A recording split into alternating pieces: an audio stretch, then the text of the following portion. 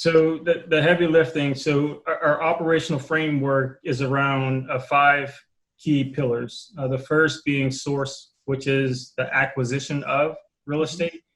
And that simply revolves around a unique ability to look at any market, assess market gaps, and then we target homeowners based on the market gaps that are found. And that transitions to the build phase.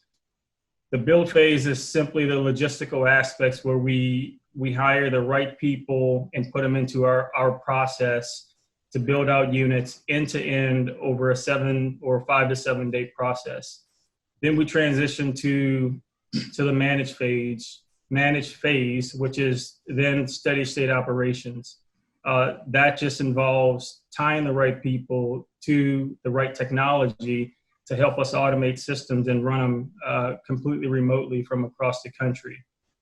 After that, we transition into the professional pricing aspect of it. It ties into the management portion of it, but our specific pricing tool that we use here at Your Space, it's really different in a sense that it does not price based on aggregated market data.